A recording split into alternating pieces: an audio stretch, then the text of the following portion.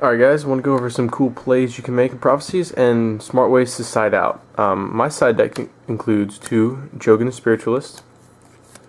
This card's very, very good. It's going to be really good against the Vers matchup with the Evil Swarms. And it's also very, very good for siding against 6 Samurai, anything that really spams special summons. It's like False Edina, except for it's a little bit more aggressive, and I really, really like this card. So I decided to him. I said 1 Kaiko in case you fight a deck that really relies on their graveyard a lot, or perhaps like a chaos deck that banishes stuff a lot, or you're just trying to protect your monsters. So it's a good card. I really like it at 1.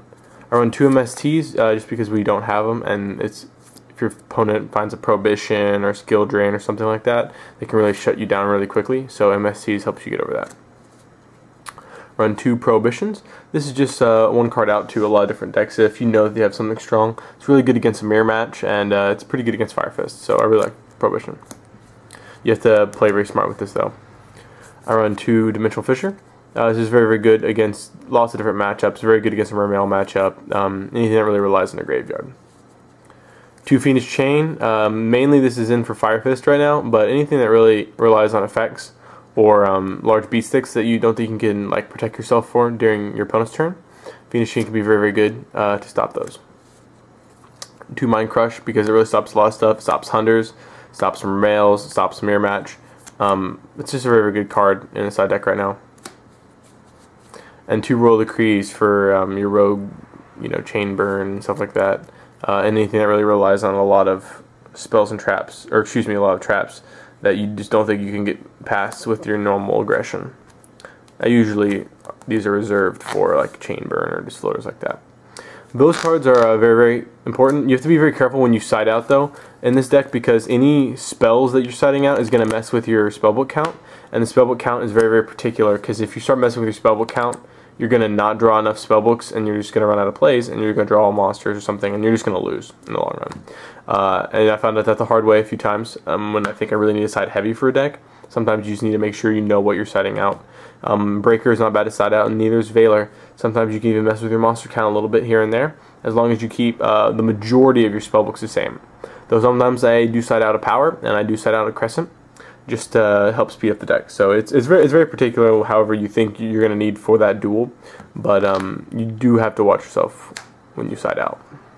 I'm going to run you through a quick opening hand for Prophecies. So say you draw a Spellbook Magician and any other spellbook card, and it really doesn't matter what this is, and it doesn't matter what the other cards in your hand are. But here's what you would do, saying you don't have High Priestess in hand. You would normal summon a Spellbook Magician, which lets you search your deck for any spell card. We're going to choose Spellbook of Secrets, add that to our hand. And then this lets us play Spellbook of Secrets to search your deck for any spell card. We'll add a Spellbook to Master, and then you play the Master, revealing Spellbook of Power from your hand to copy the Spellbook of Secrets, which lets you then add this to your hand. Now the reason we use this Master as a stepping stone is now that when you play Tower before ending your turn, this Tower, if it dies for some reason, so if your opponent draws an MST and then MSTs this, and this dies, we have 1, 2, and 3 spellbooks in our graveyard, because Spellbook of the Tower does count itself when it dies. So when you have 3 in your graveyard and it's destroyed, it lets you search your deck and special summon a Temperance of Prophecy. Excuse me, lets you special summon a Justice of Prophecy from your deck. In this deck, it's very, very important to be aggressive, though at the same time you have to make sure you're not leaving yourself open for an OTK. Sometimes you do have to take the chance though. For example, if you had a very, very small hand and these were the monsters you had, and this is all you had to work with, I will usually go summon Justice and play the Power to it. This is boosting up to 26, and 26 is usually enough to get over just about anything your opponent has to say, especially early game, and you can tack over. At the end phase, you're going to get your High Priestess and then another spell card to your hand, so this is going to help you get your plays off. Now you are going to say Gavin, you're left undefended, but sometimes you really need to be that aggressive, and you have to count cards and see what your opponent has on the field, count cards in their hand, count the cards on the field, see if you can actually think that they're going to make a full play to kill you, and then decide how you need to progress from there.